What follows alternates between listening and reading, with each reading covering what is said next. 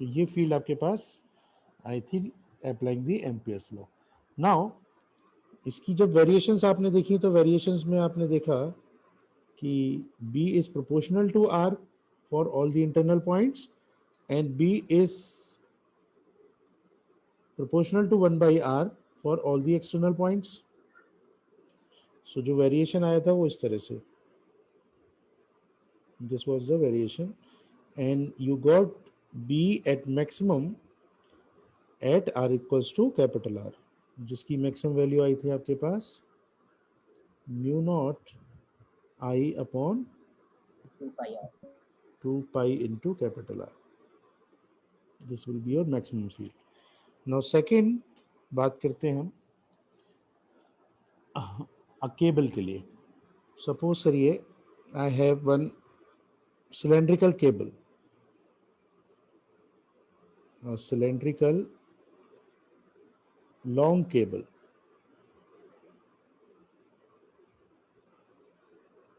Sir previous वाला note नहीं हुआ।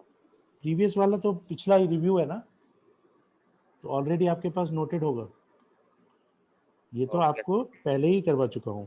तो सिलेंड्रिकल केबल का क्या मतलब है? लॉन्ग सिलेंड्रिकल केबल है जिसमें लेंथ को अपने वेरी वेरी लॉन्ग माना है, और उसके लिए अब पहले तो आपने थिक वायर लिया, अभी इसके लिए क्या है, इनर रेडियस कुछ स्मॉल आर है, आउटर रेडियस कुछ कैपिटल आर है, मतलब it is just like a hollow cylindrical wire. So अगर इसके लिए इनर रेडियस आपके पास हो गई स्मॉल आर, आउटर रेडियस हो गई अगर capital R, and the current is going through this cross section, जो भी ये थिक पोर्शन है, जो भी इस मैटर का पोर्शन है उसमें से क्या जा रही है, करंट जा रही है I, and I is uniformly passing through the cross sectional area of the cylindrical cable. तो अगर मैं इसका टॉप व्यू बनाऊं तो टॉप व्यू से आपको क्या दिखाई देगा? टॉप व्यू से आप अगर देखेंगे तो आपको it will be a cylindrical, it is a cross sectional area, circular cross section area है, so that means you will able to see this kind of thing. इसमें इनर रेडियस तो हो गई आपके पास स्मॉल आर, और capital R हो गई आपके पास आउटर रेडियस, और करंट कहाँ से जा रहा है? Current is passing through this cross sectional area, तो ये मैंने करंट मान लिया, ये मान लीजिए आई जा रहा है। Okay, the question is being asked कि सर सेमी इनफाइनाइट के लिए निकाल सकते हो, just like the Gauss law you can apply the Ampere's law for all the loops जिसके लिए फील्ड कैसी हो, सिमेट्रिक हो। अब सिमेट्रिक फील्ड बनाने के लिए आपको वायर कैसा चाहिए होगा? इनफाइनाइट। मेरी बात समझ में आई? सेमी इनफाइनाइट मानोगे तो लोअर हाफ और अपर हाफ दोनों क्या होंगे? सिमेट्रिकल नहीं होंगे, so that is why we can not say. तो इसीलिए सेमी इनफाइनाइट के लिए नहीं, इनफाइनाइट के लिए ही आप इस चीज को अप्लाई कर पा रहे हो। अच्छा, नाउ इस केस में अगर देखें तो टॉप व्यू से आपको सिलेंडर इस तरह से दिखाई दे रहा है, this is the current which is coming out. तो can you tell me what will be the current density which is passing through the cross sectional area? ये कितना हो जाएगा? ये हो जाएगा total I divided by pi into area. Area कितना है बच्चों? Capital R square minus R square, बिल्कुल सही, it is capital R minus R square. अब हमारे पास तीन रीजन है, कौन कौन से रीजन? एक तो है आर की वैल्यू इस आर सी से, इस आर से, आर नॉट से क्या हो, कम हो। इसके अंदर एक रीजन है इन बिटवीन, तो हम इसको x लेके चलते हैं, ठीक है। अगर x मैं डिस्टेंस ले रहा हूँ फ्रॉम द सेंटर, तो एक रीजन है आपका x is less than r वाला, एक रीजन है आपका x is in between r and capital R वाला, और एक रीजन है आपका आउटसाइड। तो इसको तो आप इनसाइड पॉइंट बोलोगे, इसको आप बोलोगे इन बिटवीन द मटेरियल, और इसको क्या बोलेंगे? Outside point. तो इन तीन रीजन्स पे अगर आपको फील्ड निकालनी है तो what is the way out? सबसे पहले आपको एम्पियर्स लूप मानना पड़ेगा। तो लेट अस से if I am choosing N amperes loop, छोटा सा मैंने एक लूप बनाया यहाँ पे किसी x डिस्टेंस पे। तो सबसे पहले इंटरनल पॉइंट की बात करें, for x is less than r, b should be uniform. अब अगर एक फील्ड ऐसे करंट बाहर की तरफ जा रही है तो फील्ड का डायरेक्शन टेंजेंशियल मान सकते हैं। अगर एग्जिस्ट करेगी तो इस डायरेक्शन में करेगी, इसका मतलब बी डॉट डी एल की वैल्यू की अगर मैं बात करूं तो बी डॉट डी एल आ जाएगा आपके पास B into two pi x, जो किसके बराबर हो जाना चाहिए बच्चों, mu naught into I net, और आई नेट क्या है 0, मतलब बी क्या आ गया आपके पास, बी भी आ गया आपके पास 0। एस इनसाइड पॉइंट के लिए आई क्या था, आई था 0। क्या ये बात समझ पा रहे हो? Yes hmm? Sir, yes sir, yes sir. हाँ बोलो, क्या डाउट है? मैंने ये एमपीएस लूप बनाया, ये रेड में जो दिखा रहा हूं। अब इसके लिए आप बी डॉट डीएल अगर लगाएंगे तो इसके लिए आई नेट तो क्या है 0, क्योंकि यहां से कोई करंट पास नहीं हो रही है, करंट सिर्फ इस रीजन से पास हो रही है, ये वाला, राइट? तो इसके लिए आई नेट Yes. क्या हो गया 0, इसका मतलब बी इसके अंदर आपको कितना मिल जाएगा 0, मतलब 0 एक्स इक्वल्स टू एक्सिस से लेके स्मॉल आर तक इनर सरफेसेस तक आपको कोई भी मैग्नेटिक फील्ड नहीं मिलेगी। अगला रीजन आता है आउटसाइड वाला, तो पहले आउटसाइड वाला कंसीडर करते हैं। तो लेट अस से for x is greater than r, इसके लिए बात करें। अब इसके लिए अगर बात करोगे तो ये हो गया आपका सिलेंड्रिकल रीजन जिसमें से करंट जारी थी, और अब लूप आपने जो चूज किया वो आपने लूप चूज किया कुछ आउटसाइड, ठीक है, this is the loop at some distance x। तो फील्ड कैसी हो सकती है, फील्ड विल बी टेंजेंशियल, ये चीज पहले डिस्कस करी जा चुकी है। करंट अगर बाहर की तरफ हो, आउट टू द प्लेन हो, तो फील्ड कैसे होगी, anti clockwise. So what is B dot dl, anybody?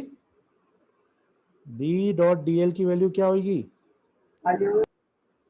क्या B into two pi x होगी, यस सर, और ये किसके बराबर हो जाएगा, टोटल करंट के, and total current is I only. तो ये चीज आपके पास आ गई mu naught I upon two pi x. Did you get my point बच्चों? भाई टोटल इस लूप से निकलने वाली करंट तो पूरी की पूरी करंट ही होगी जो यहां से पास हो रही है।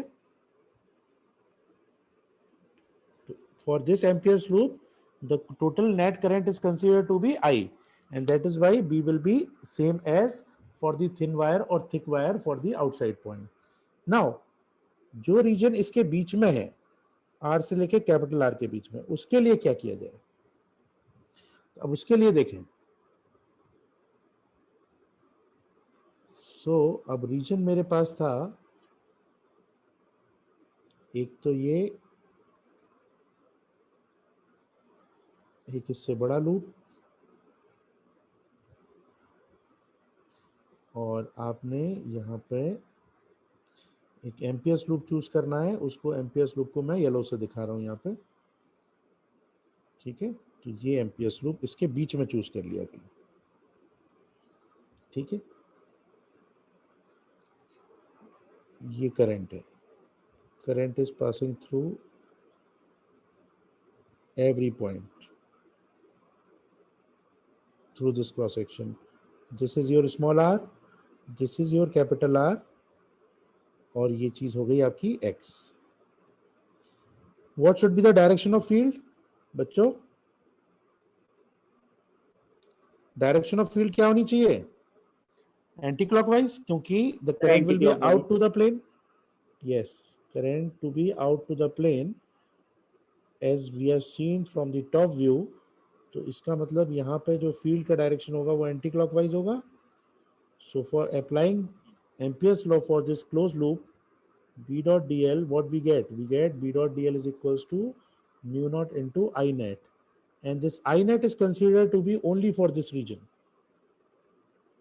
सही है, जितना इस लूप के अंदर आ रहा है उतना ही कंसीडर किया जाएगा। क्या ये सब लोग देख सकते हो? Yes sir, yes sir.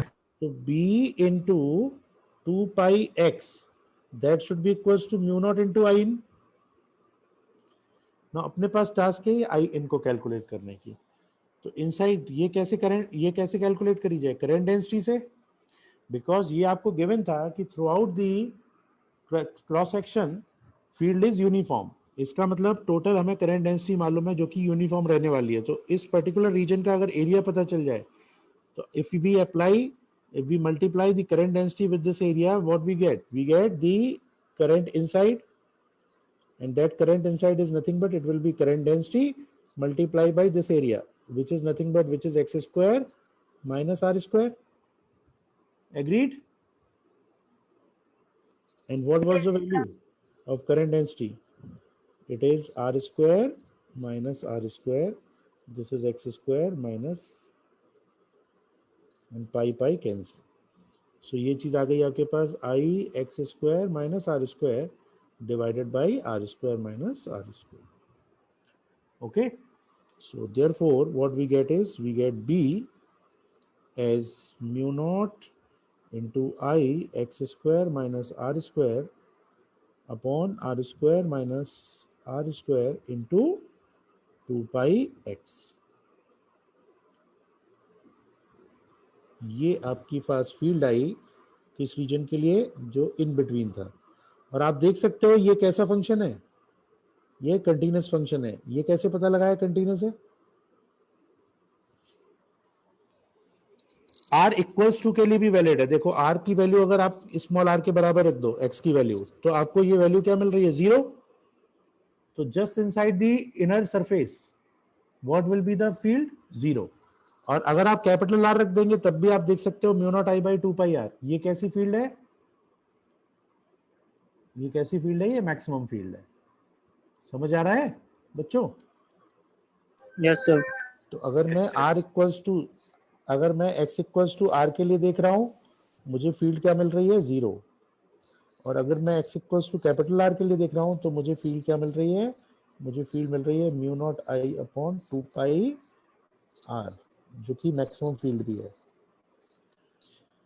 So if I draw the graph, अगर मैं इनका ग्राफ ड्रॉ करने की कोशिश करूं कि x के साथ किसी भी सिलेंड्रिकल केबल के लिए कितना वेरिएशन होता है, मतलब एक सिलेंड्रिकल केबल है जिसकी इनर रेडियस ये है, आउटर रेडियस ये है, इसके लिए अगर हम फील्ड का वेरिएशन देखें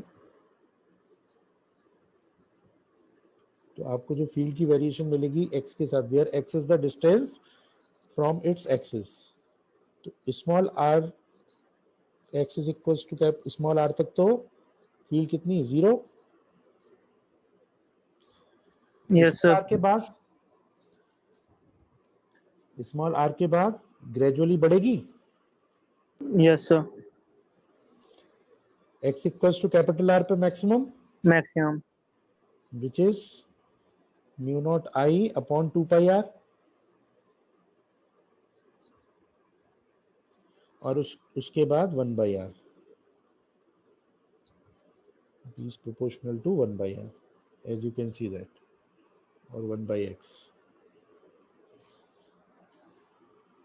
बात समझ में आई? देखिए इसके लिए 0 थी, फिर इसके लिए क्या हो गया? B is proportional to 1 by X. अब इन बिटवीन जो आ रहा है वो कैसे वेरी करेगा, वो अब कैसे निकालें नीचे? कैसा कैसा फंक्शन है इन बिटवीन के लिए? सो क्या आया था बी का एक्सप्रेशन, बताओ बच्चों. सर वो वेरी कर रहा है एक्स के साथ. हाँ वेरी तो कर रहा है, लेकिन नेचर कैसा है? लीनियरली. अब हम इसको ऐसे स्ट्रेट लाइन से जोड़ें कि इसको इस तरह से ग्राफ से जोड़ें कि इसको इस तरह के ग्राफ से जोड़ें, तो किस ग्राफ से जोड़ें? ये तो पता है कि यहाँ से यहाँ तक बढ़ रहा है, लेकिन नेचर भी तो पता होना चाहिए. तो 2 पाई क्या था expression? R square minus R square into ये वैल्यू क्या आ रही है? x minus R square by x. तो इसकी कर्वेचर देख सकते हो कैसी है? कॉनकेव अपवर्ड से या डाउनवर्ड से? पैराबोला तो दिख रहा है, लेकिन अपवर्ड से या डाउनवर्ड से ये कैसे पता चलेगा? डेरिवेटिव से. हाँ बोलो बोलो. इसको मैंने कुछ लिख लिया, some constant into x minus R square by x. Correct? ये पूरी की पूरी क्वांटिटी कांस्टेंट ही है, तो ये हो गया some constant into x minus R square by x square. अब इसका कर्वेचर कैसे बताएं? How to join this? तो इसका dB बाई dx निकालो. dB बाई dx ये हो गया आपके पास C1 minus 1 plus R square by x square, और इसका सेकंड डेरिवेटिव निकालिए। ये चीज क्या आ गई? ये आ गई -2r² by x cube, which is negative. तो अगर नेगेटिव आता है इसका मतलब क्या होता है बच्चों? अगर सेकंड डेरिवेटिव किसी भी फंक्शन का d2/dx² अगर नेगेटिव आए तो कर्वेचर कैसी होती है? अपवर्ड्स या डाउनवर्ड्स? मैक्सिमा आता है या मिनिमा? मैक्सिमा आता है या मिनिमा? मैक्सिमम। मैक्सिमा मतलब डाउनवर्ड्स होगी। Yes sir. तो कैसे जोड़ेंगे इसको? इस तरह से। क्लियर? Yes sir. ठीक है, तो दिस इज हाउ इसका इस तरह वेरी करेगा। यहाँ पे b0, यहाँ पे b is proportional to this, and यहाँ पे 1/r। ड्रॉ कर लीजिए, नोट कर लिया सबने?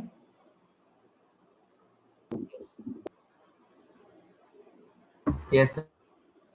गुड। सर एक बार 251 स्लाइड दिखा दीजिए। यस सर, नेक्स्ट वाली स्लाइड। 251 251 तो पुरानी था, इधर से स्टार्ट हुआ है ना? हो गया सर, ठीक। ओके, ये हो गया।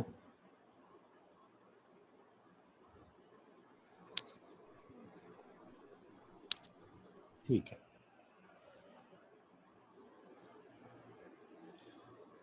ओके। नाउ नेक्स्ट लिखिए application. Due to a large metal sheet. Next application to calculate the magnetic field using Ampere's law is due to a large metal sheet carrying current along the surface. तो अब देखिए यहाँ पे ये picture note हो गया था या नहीं? अरे कोई, यस सर। Yes sir. अच्छा, कोई रह तो नहीं गया कुछ? No sir. So now next application में आता है आपका third. Due to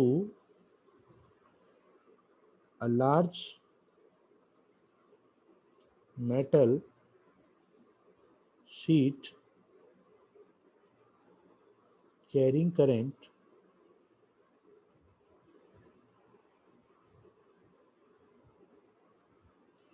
along the surface. अच्छा, प्लेट और शीट में क्या डिफरेंस होता है बच्चों? शीट एंड प्लेट, थिकनेस का। तो अगर यहाँ पे शीट बोल रहे हैं तो इसका मतलब थिकनेस इसकी कैसी हो गई? निग्लिजिबल। मतलब जो करंट आप मान रहे हो उस तरह से मान रहे हो, current is flowing along the surface और इसकी dimensions are very large. So this is a sheet जिसकी थिकनेस को निग्लिजिबल मानते हुए हम क्या लेके चल रहे हैं कि current is flowing in this direction and these dimensions are infinite.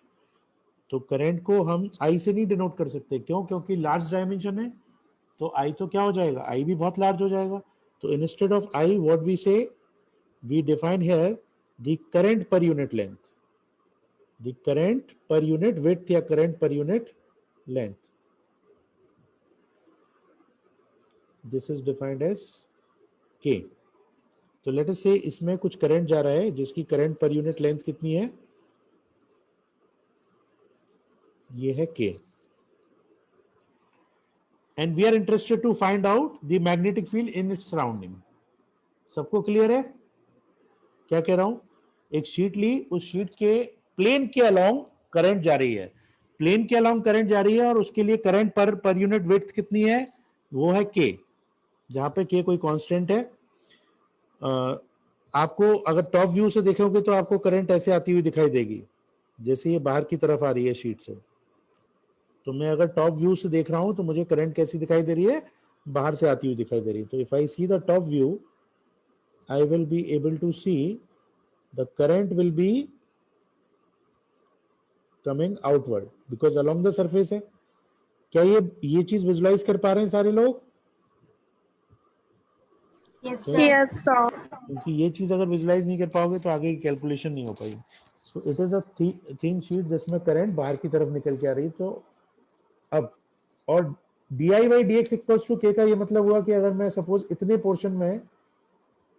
Portion में अगर मैं चाहूं कि कितनी करंट पास हो रही है इस dx में, I can write down the current which is passing through in this section is k times of dx। तो इन दो चीज का मतलब समझो। k का मतलब है करंट पर यूनिट विड्थ का मतलब किसी dx एलिमेंट के लिए जो टोटल आपको शीट से करंट ऑब्टेन्ड होगी बाहर आती हुई दिखाई देगी अलोंग द सरफेस, वो कितनी दिखाई देगी k इंटू dx, और अलोंग द सरफेस चल रही है। ओके अब इसके बाद अब हमारा अगला टास्क है कि डायरेक्शन पहले डिसाइड करें, क्योंकि एम्पियर्स लॉ लगाने से पहले हमें क्या करना होता है, हमें एक एम्पियर्स लूप चूज करना होता है। और वो एम्पियर्स लूप आप तभी चूज कर पाओगे जब आप एक लूप चूज कर पाओ ऐसा जिसके सारे के सारे पॉइंट्स पे फील्ड कैसी हो, आइडेंटिकल हो। आइडेंटिकल। तो आइडेंटिकल अगर फील्ड हमें चूज करनी है तो ऑब्वियस सी बात है पहले हमें फील्ड का डायरेक्शन पता हो, उसके बाद ही हम आइडेंटिकल फील्ड के बारे में सोच सकते हैं। तो अब मैंने क्या किया, ये जो शीट थी इनफाइनाइटली लार्ज,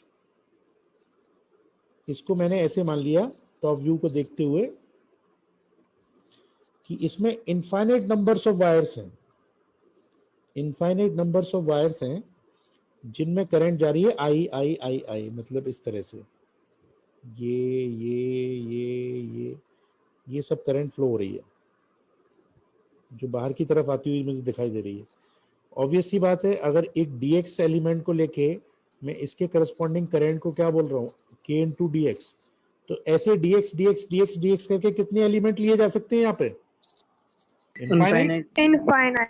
लिए जा सकते हैं, क्योंकि ये इसकी डायमेंशन शीट की माइनस इंफिनिटी से प्लस इंफिनिटी तक है। तो इफ आई से कि how many dx I can choose, there are infinite dx, और हर dx के अक्रॉस जो करंट है वो है di, और उसकी लेंथ कितनी है, इनफाइनाइट। अगर हम देखें तो मतलब दिस di या this dx is now considered as, this is considered as a long infinite wire। क्या ऐसा बोल सकते हैं, carrying current di। ये जो dx मैंने ये स्ट्रिप मानी है, इसको अगर हम देखें तो इसको हम पूरी शीट के अलोंग अगर ऐसे dx का एक पूरा स्ट्रिप ले लें तो वो स्ट्रिप एक करंट कैरिंग वायर की तरह बिहेव करेगी। यस और नो बच्चों? Yes sir. जैसे ये शीट थी, इसमें आपने ये जो dx चूज किया, अब इस dx का अगर मैं पूरा ये देखूं तो इसका वायर तो ये बहुत थिन हो गया, और उसके लिए करंट कैसी मिल गई आपको, आई। मतलब ये कैसे बिहेव कर रहा है, इनफाइनेटली लॉन्ग वायर की तरह बिहेव कर रहा है या नहीं, जिसमें करंट है di, राइट। और ऐसे ये वायर ये वायर ये वायर ये वायर, इन सब वायर का कॉम्बिनेशन पूरा मिलके क्या बना रहा है, शीट, राइट। तो अगर ये कॉम्बिनेशन ऑफ वायर से आपके पास शीट मिल रही है तो मुझे ये बताओ कि डायरेक्शन अगर मैं चूज करना चाहूँ फील्ड का, सपोज करिए इस पी पॉइंट पर मैं डायरेक्शन चूज कर रहा हूँ, तो जो इस dx की वजह से डायरेक्शन ऑफ b क्या होना चाहिए, anti clockwise, db in this direction, right, right और नॉट? Yes, sir. सिमेट्रिकली एक dx जो यहाँ पे होगा उस dx की वजह से it should be in this direction, db, ये इसके परपेंडिकुलर, ये इसके परपेंडिकुलर। क्या ये बात ठीक है? अगर इसकी वजह से Yes, db sir. आया है तो इसकी वजह से भी db इसके परपेंडिकुलर ऐसे डायरेक्शन में आएगा कहीं। Yes, sir. तो इन दोनों का रिजल्टेंट किस तरफ आना चाहिए फिर, इस dx और इस dx का y डायरेक्शन में, मतलब along the sheet this will be your db net. ऐसे ही अगर हम सारे के सारे वायर्स के लिए देखें तो हर एक वायर का सिमेट्रिक वायर अपोजिट साइड में इस परपेंडिकुलर डिस्टेंस से, दैट मींस एक बात तो पक्की हो गई कि जो भी फील्ड आएगी किसी भी पॉइंट पे वो फील्ड किस डायरेक्शन में होगी? Y axis. वाई एक्सिस में होगी, या हम ऐसे कह सकते हैं along the plane of the sheet होगी।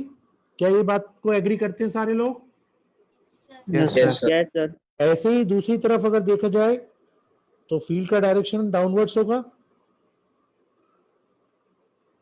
Yes, sir. तो डायरेक्शन हमारे पास फिक्स हो गया, इस शीट के दोनों तरफ हमारे पास डायरेक्शन फिक्स हो गया कि direction should B upwards and downwards in these two cases, right? Now direction fix हो गया, लेकिन वी आर नॉट श्योर कि डिस्टेंस के साथ क्या हो रहा होगा। हो सकता है अगर यहाँ पे B1 हो तो यहाँ पे B2 हो, यहाँ पे B3 हो, डायरेक्शन के साथ चेंज हो सकती है, क्योंकि शीट की डिस्टेंस अगर वेरी करेगी तो हो सकता है B1 B2 B3 वेरी करे या फिर सेम भी आ जाए, बट डायरेक्शन फिक्स है कि डायरेक्शन तो इतना ही होना है। क्या सब लोग एग्री करते हैं इस बात से?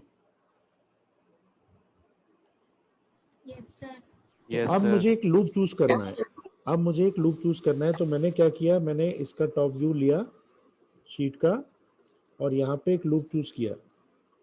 ये टॉप व्यू था शीट का जिसमें करंट ऐसे जा रही थी, and I am interested to find out the field at some distance x इस पॉइंट पे, जिसके लिए फील्ड का डायरेक्शन मुझे पता चल गया। तो अब इसी तरह का अगर मुझे सिमेट्रिकल लूप चूज करना है तो एक तो मैं ये साइड ले लूं, ऐसे ही सिमेट्रिकल साइड यहाँ पे भी ले लूं, क्योंकि इतना तो मुझे पता है भले ही डायरेक्शन अपोजिट हो जाए लेकिन मैग्नीट्यूड तो बराबर होगा। अगर इस पॉइंट पे बी है तो इस पॉइंट पे भी बी ही होगा। एग्रीड और नॉट? और इसको क्लोज कर दूं, इन दो साइड से एक रेक्टेंगुलर लूप आपने ऐसे चूज कर लिया इस शीट को, ठीक है, इस तरह से चूज कर लिया। एक्स डिस्टेंस पे ये था, एक्स डिस्टेंस पे। अब अगर हम फील्ड का डायरेक्शन देखें तो यहाँ पे तो ये है, यहाँ पे ये है, इन पॉइंट्स पे ऐसा है, इन पॉइंट्स पे इस तरह से है फील्ड का डायरेक्शन, इस पॉइंट पे फील्ड का डायरेक्शन ये रहा और इस पॉइंट पे फील्ड का डायरेक्शन ये रहा। एग्रीड? Yes, sir. बहुत ध्यान से समझ लेना बच्चों, अच्छा कॉन्सेप्ट है ये। सो मैं इसको नाम दे देते हैं कुछ, इसको नाम दे दिया आपने कुछ PQRS या ABCD loop. So for the loop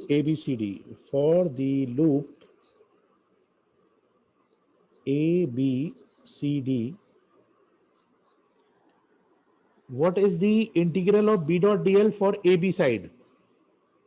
Integral of B dot dl for side AB. Anybody? कितना होना चाहिए? B into L हो जाना चाहिए, जहां पे B मैग्नेटिक फील्ड है उस P पॉइंट पे और L क्या है? Length of AB। क्या इस बात से एग्री करते हो सारे?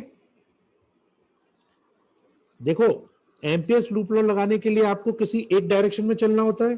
तो मान लीजिए मैं ऐसे क्लॉकवाइज चल रहा हूं तो मुझे ये B मिला और A टू B जाने पे मुझे लेंथ कितनी, मैंने L चूज कर ली। तो B into D L, B into D L, B into D L, B into D L क्या मिलेगा फाइनली? B इंटू L मिल जाएगा, बिकॉज एंगल तो सबका 0 डिग्री है ही लेंथ के साथ। Yes sir. एग्री करते हो सारे? Yes sir. Yes, sir. Okay. Yes. Integral of B dot d l for the section BC बताओ, B to C, should it be 0? B to C, इस पॉइंट से इस पॉइंट तक यस सर। क्यों 0? अच्छा ये B से सर क्यों?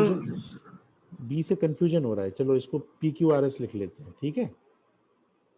सो B का कंफ्यूजन दूर हो जाएगा क्योंकि B वहाँ पे मैग्नेटिक फील्ड भी है और ये भी है, तो मैं इसको PQRS लिख लेता हूँ लूप को। तो ये P, ये Q, ये R, ये S। अब साइड हो गई आपकी PQ, ये हो गई RS, ये length of PQ। Length of PQ is L, ये PQ के लिए B डॉट DL, QR के लिए 0। क्यों? क्योंकि एंगल 90 डिग्री है किस किस के बीच का? B एंड DL के बीच का। राइट और नॉट? हाँ कुछ पूछ रहे थे बेटे? नो सर, हो गया। देखो यहाँ पे B इस तरफ और DL इस तरफ, यस यहाँ सर। पे B इस तरफ, DL इस तरफ। फिर RS के लिए बताओ, RS सर के बी लिए into l. B into L या minus B into L? Minus B. नहीं, b इंटू एल। अगर b का डायरेक्शन चेंज ना होता तो माइनस बी इंटू एल होती, क्योंकि ओरिएंटेशन के हिसाब से तो हम डीएल इस तरफ ही ले रहे हैं, ओरिएंटेशन के हिसाब से डीएल इस Yes, तरफ sir. ही ले रहे हैं। Yes, yes sir. और नो? Yes sir. बी और डीएल का डायरेक्शन जीरो, यहाँ भी बी इंटू डीएल का डायरेक्शन जीरो, यही तो सबसे अच्छी बात हुई। अगर सेम डायरेक्शन में होती बी दोनों तरफ तो जीरो होता, एक का प्लस बी एल होता है, एक का माइनस बी एल। मतलब integral of B dot d l for R S, ये भी क्या हो गया, ये भी आपका बी इंटू एल हो गया। And integral of B dot d l for S to P, ये क्या हो गया, zero. Same reason, Yes, sir. Right? Yes sir. Yes, sir. यहाँ पे भी देखिए डीएल डीएल डीएल डीएल और बी, इनके बीच का angle 90. So therefore now I got the entire B dot dl for the closed loop PQRS, जो मेरे पास कितना आ गया, ट्वाइस B इंटू एल आ गया। और इसको कितने के बराबर होना चाहिए, mu naught into I net के। ये सुनो, इन चारों को Yes, आपने sir. ऐड किया तो आपको क्या मिल गया, इन चारों को ऐड करके क्या क्लोज लूप के लिए मिल जाएगा मुझे B dot d l, P to Q to R to S. Yes, sir. तो टू बी एल आ रहा है ये, Yes, sir. और टू बी एल को किसके बराबर होना चाहिए, Mu naught into I net. B mu naught into I net के बराबर।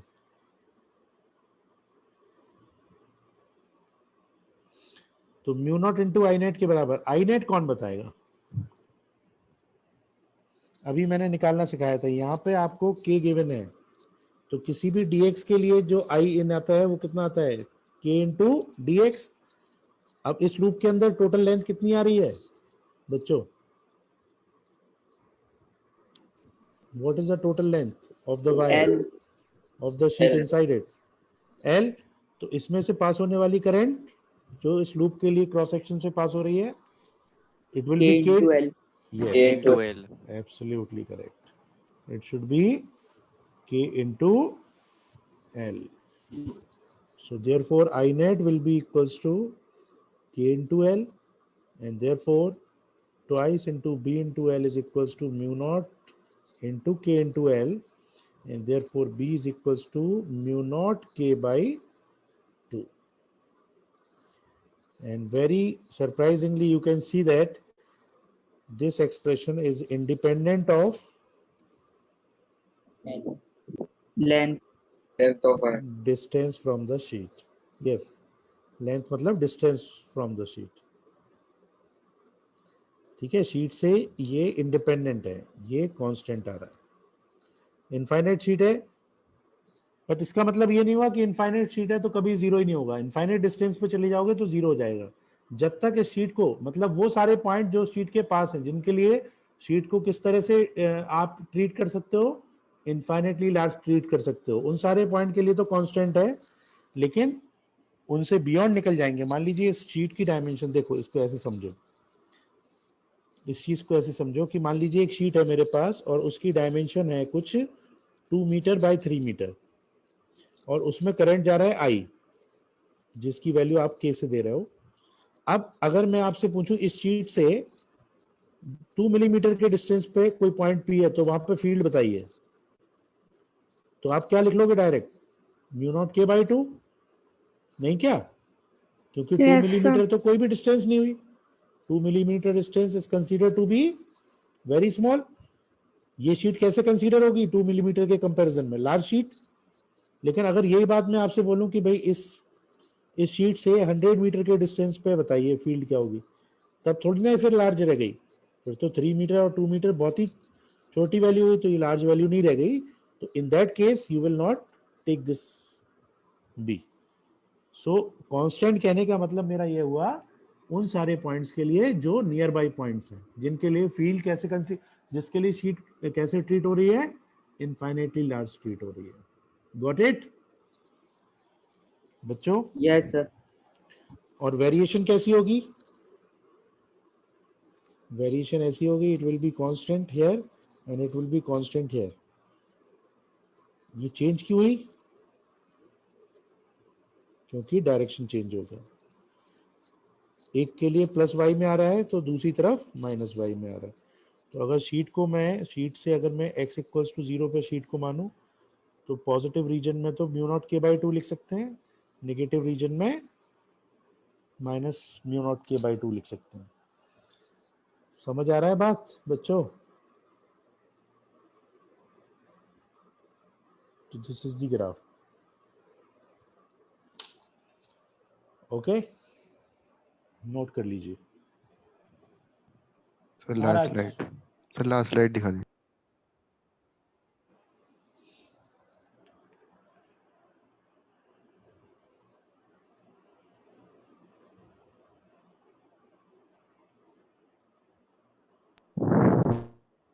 Okay, sir 259। 259।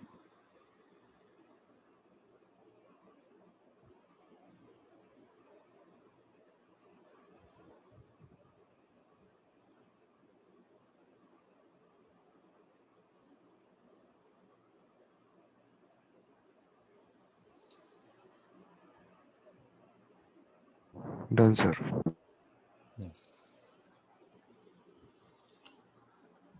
ये भी, ये हो गया। Yes yes sir.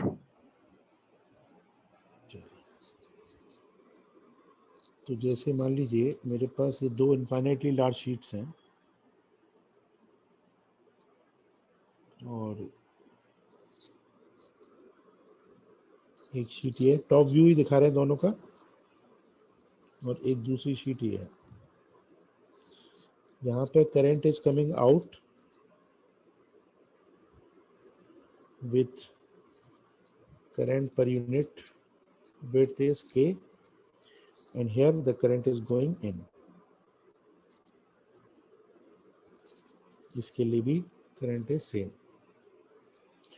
तो एक पॉइंट यहाँ पे है P, एक पॉइंट यहाँ पे है Q, एक पॉइंट यहाँ पे है R। फील्ड बतानी है आपको। What is the magnetic field at P, Q and R point? भाई सुपरपोजिशन लगाओगे, इसको शीट को 1 मान लो, इसको 2 मान लो।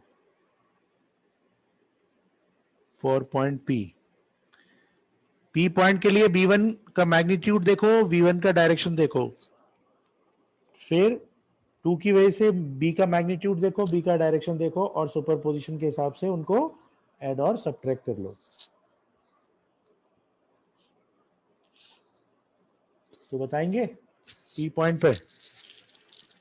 फिर 0। हाँ, B1 क्या है आपके पास? 0। नहीं, B1 1 की वजह से खाली म्यू नॉट के बाई 2, और डायरेक्शन अभी प्रूव किया था, direction should B minus I cap. Yes yes और नो? Yes sir. भाई जब करंट बाहर की तरफ आती है तो कैसे आता है करंट? तो उसके आसपास कैसे होता है फील्ड?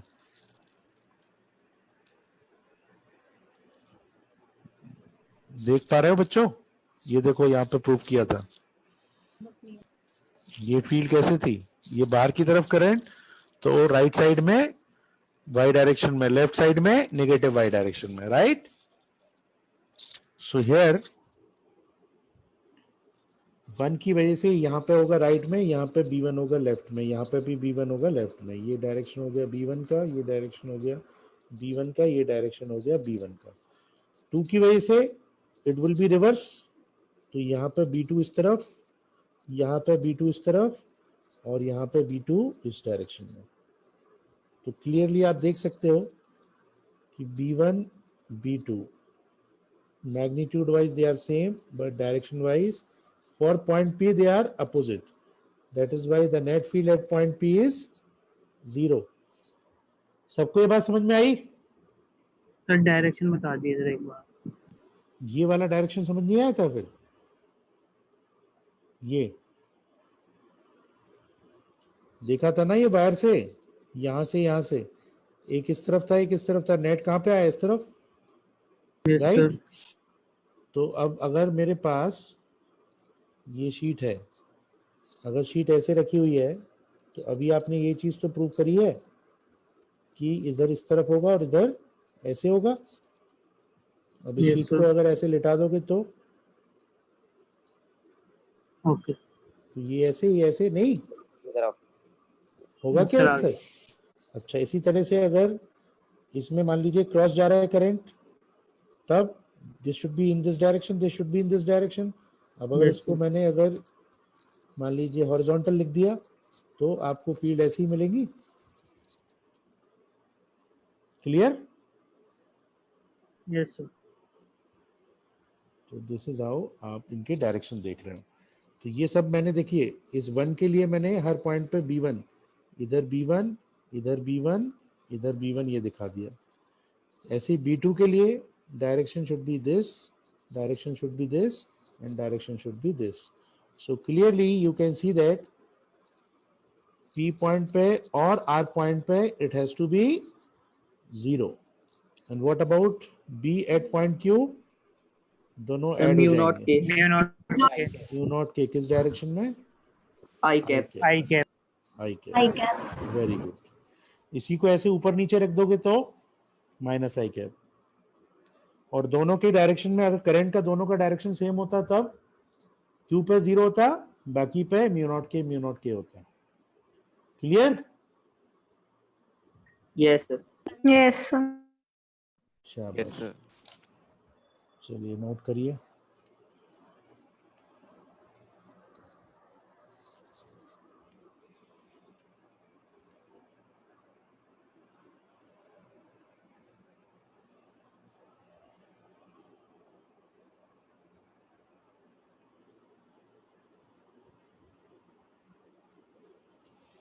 Okay, next question.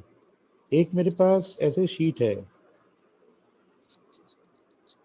और उसमें करंट मैंने infinitely large sheet carrying current I per unit width as के।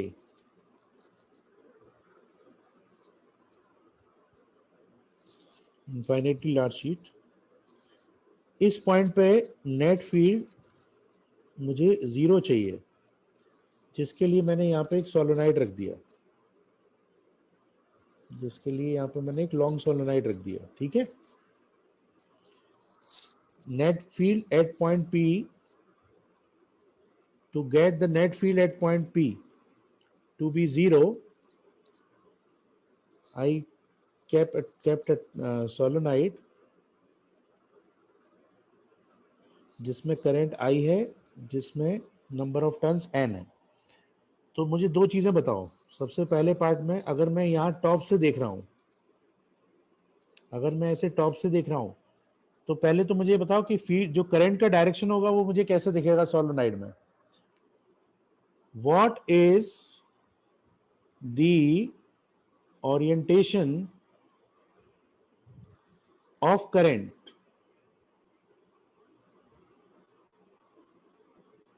clockwise or anti-clockwise as seen from the top? Clockwise Clockwise और anti-clockwise? सोच के बताओ। देखो यहाँ पे 2 है, इसको हम 1 बोल रहे हैं, शीट को 1 बोल रहे हैं, सोलोनाइड को 2 बोल रहे हैं। इसका मतलब ये हुआ कि जो B1 है उसका डायरेक्शन तो फिक्स है P पॉइंट पे, कितना? Mu naught K by 2। किस डायरेक्शन में? J cap. J कैप में। सो दैट मीन्स जो आपको सोलोनाइड की वजह से चाहिए म्यू नॉट Ni, वो किस डायरेक्शन में चाहिए बच्चे? Minus J cap. तभी 0 हो पाएगी। अब अगर डाउनवर्ड डायरेक्शन चाहते हो तो कौन सा डायरेक्शन होना चाहिए डाउनवर्ड्स के लिए? मतलब यू वांट कि हमारे पास जो सोलोनाइड में B आए वो B2 इस डायरेक्शन में आए। तो हाथ घुमा के देखो, करंट कैसी होनी चाहिए?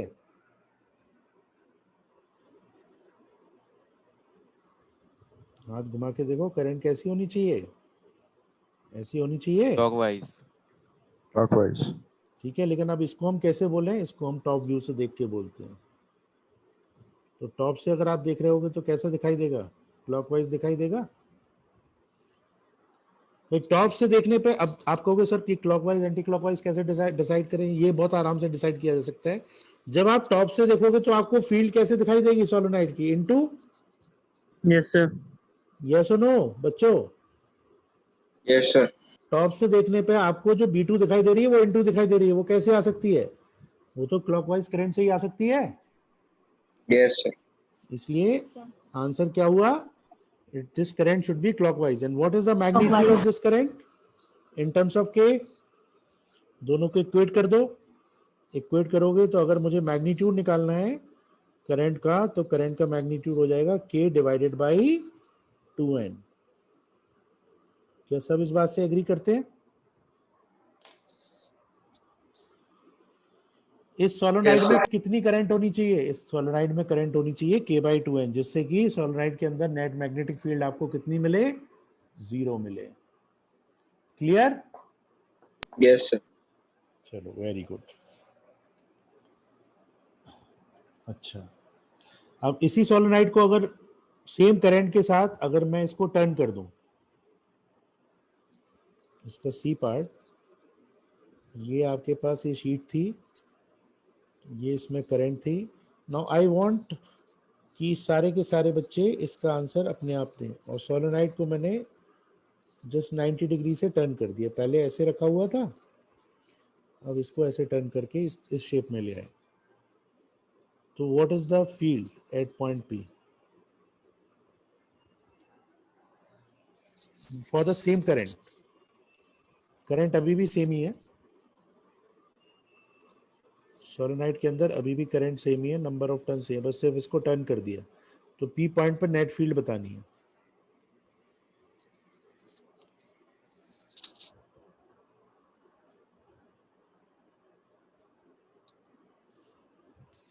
बताओ जल्दी।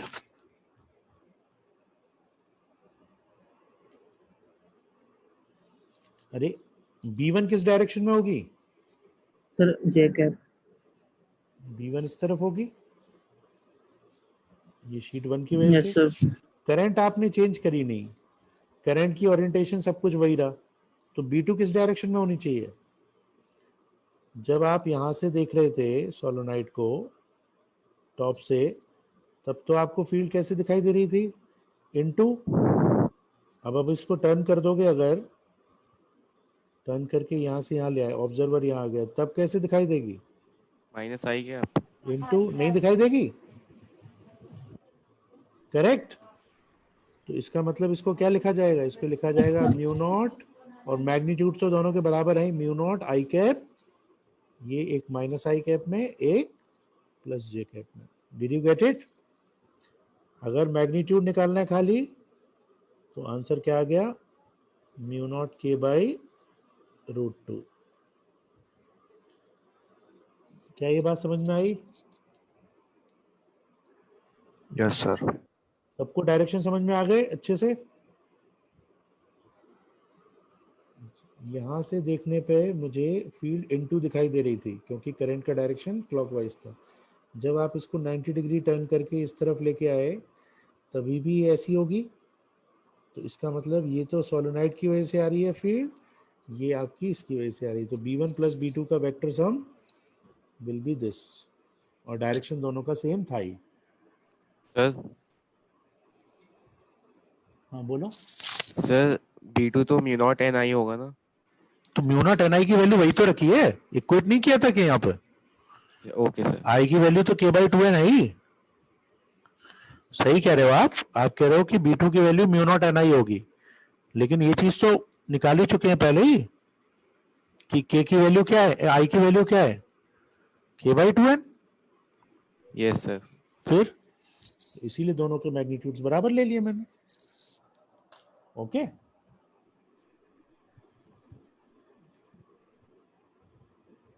राइट? चलिए, okay. Now next is last, ये एप्लीकेशन है आपका फॉर सोलेनॉइड, मैग्नेटिक फील्ड। अच्छा, ये तो कर चुके हैं ना पहले, magnetic field due to solenoid. Yes sir.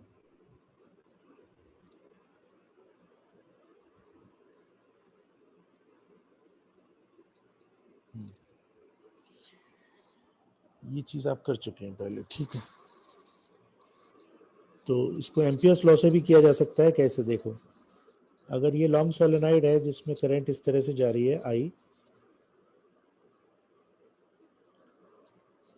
हालांकि जो आपने इंटीग्रेशन से निकाला उसमें आपने दोनों चीजें निकाली, B at the centre of the solenoid भी निकाली inside the solenoid which is mu naught N I, और बी एट द एंड्स भी निकाली थी। लेकिन एम्पियर्स लॉ की हेल्प से आप क्या निकाल पाओगे, सिमेट्रिक पॉइंट पे, मतलब सिर्फ इनसाइड निकाल पाओगे। ठीक है, तो अगर ऐसे करंट जारी है तो अब मैं इसको क्रॉस सेक्शन से ऐसे बना रहा हूँ, I will see the cross section, और मैंने इस तरह से सोलेनॉइड को क्रॉस सेक्शनल शेप में बना लिया। मतलब अगर करंट ऐसे जारी है, यहाँ से एंटर हो रही है, यहाँ से बाहर निकल रही है, तो आपको इन पॉइंट्स पे तो करंट बाहर निकलती हुई दिखाई देगी,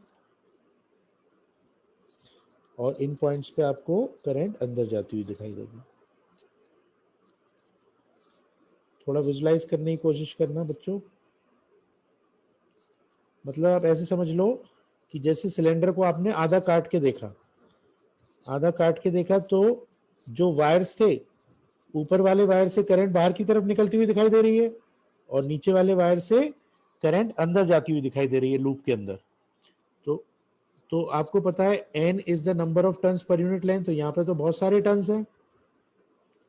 तो हर टर्न के लिए, अगर टर्न यहाँ से देखने पे अगर हमें ऐसे दिखाई दे कि ये मेरे पास एक सर्कुलर, क्या कहते हैं, ये सर्किल है, तो इस तरफ से ऐसे बाहर आ रही है, इस तरफ से ऐसे एंटर होके अंदर जा रही है। ठीक है, लाइक दिस, और फील्ड ऐसे इस तरह से जनरेट हो रही है। फिर this is the field, got it बच्चों? एक लूप कैसे फील्ड जनरेट करता है? Yes, sir. एक लूप में अगर फील्ड जनरेशन अगर होनी है तो कैसे होती है? ऐसे ही तो होती है, it will be like this. तो आप देखो, ऊपर से देखोगे तो आपको ये बाहर टेंजेंट बाहर आते हुए दिखाई देगा, इधर से देखोगे तो आपको ये टेंजेंट अंदर जाते हुए दिखाई देगा। Yes, sir. ठीक है, तो आप जब सिलेंडर को, इसको आप क्रॉस सेक्शन देख रहे हो काट के, तो आपको इस तरह से नंबर ऑफ टर्न्स दिखाई दे रहे हैं। कुछ में ऊपर वालों में करंट बाहर आती हुई दिखाई दे रही है, नीचे वालों में अंदर। अब अभी ये सुपरपोजिशन से हम लोग सीख चुके हैं, तो इस पॉइंट पे फील्ड क्या होनी चाहिए? 0, 0. इस पे 0। तो अगर मैं यहाँ पे एक लूप चूज कर लूं, अगर मैं यहाँ पे एक लूप, एम्पियर्स लूप चूज कर लूं, तो यहाँ की फील्ड हो गई इस डायरेक्शन में, यहाँ पे 90 डिग्री बना रही है, यहाँ पे भी 90 डिग्री बना रही है, और यहाँ पे एब्सेंट है। तो कोई भी एक आपने एल लेंथ का अगर लूप चूज किया, तो इसके लिए PQRS लिख देते हैं इसको, PQRS। तो what is the close integral for S to P? Anyone? Will it be B into L? Right? Yes, sir. Integral for S to P B dot DL, इसके लिए line integral B S to P के लिए कितना होगा? B into L होगा, अगर इसकी length L ले ली। Yes, sir. और integral for, integral of B dot DL for PQ, for QR and for RS, ये सारा 0। Yes, sir. क्यों 0? क्योंकि बाकी के लिए 90 है और ऊपर वाले के लिए एब्सेंट है। या तो जिस पार्ट के लिए फील्ड है वहां के लिए 90 है, जहां पर फील्ड है ही नहीं वहां के लिए 0 ऑलरेडी है। तो पूरे क्लोज लूप के लिए कितना आ गया? For the entire loop PQRS, what is B dot DL? DL. BL. B into L, और इसको किसके बराबर होना चाहिए? Mu naught into I net के। अब आप बोलोगे सर यहाँ तो ऐसा कुछ है ही नहीं, यहाँ तो हर लूप में करंट आई ही है, तो यहाँ पे आई नेट का फिर क्या क्वेश्चन बैठता है? भाई वहां पे तो अलग बात थी, वहां पे तो करंट विड्थ के हिसाब से चेंज हो रही थी, यहाँ पे तो विड्थ जैसी कोई चीज ही नहीं है। यहाँ पे तो हर लूप में करंट कितनी जा रही है? आई आई आई, सारी करंट ही आई है। तो फिर यहाँ पे करंट के लिए नेट करंट का क्या सेंस होता है? नेट करंट का इसलिए सेंस होता है क्योंकि यहाँ पे नंबर ऑफ लूप्स आपको काउंट करने पड़ेंगे। भाई हर किसी से आई करंट तो निकल रही है, लेकिन नंबर ऑफ लूप्स कितने हैं इसके लिए, वो किस बात पर डिपेंड करेंगे, वो n इंटू एल पे डिपेंड करेंगे, यस और नो।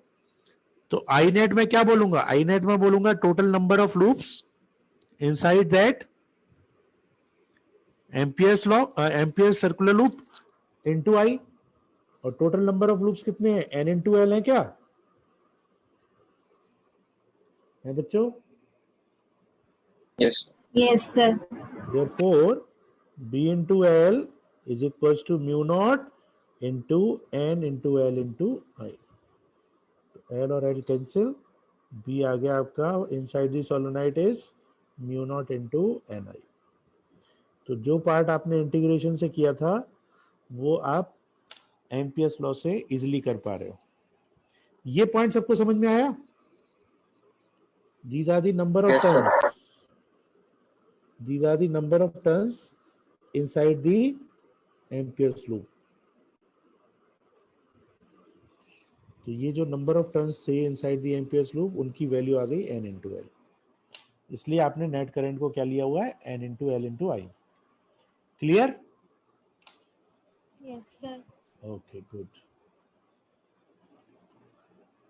चलिए, so this is about the Ampere's loop, Ampere's law कैसे यूज करते हैं, अब थोड़ा डिस्कशन कर लिया जाए।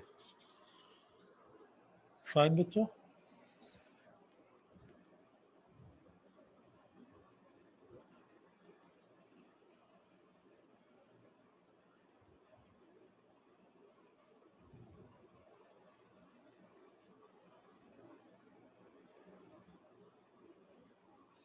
सिद्धार्थ सर?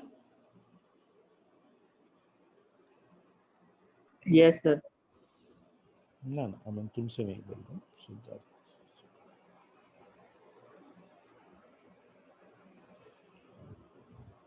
फिर लास्ट चलिए। स्लाइड दिखा देने एक बार। हाँ जी जी।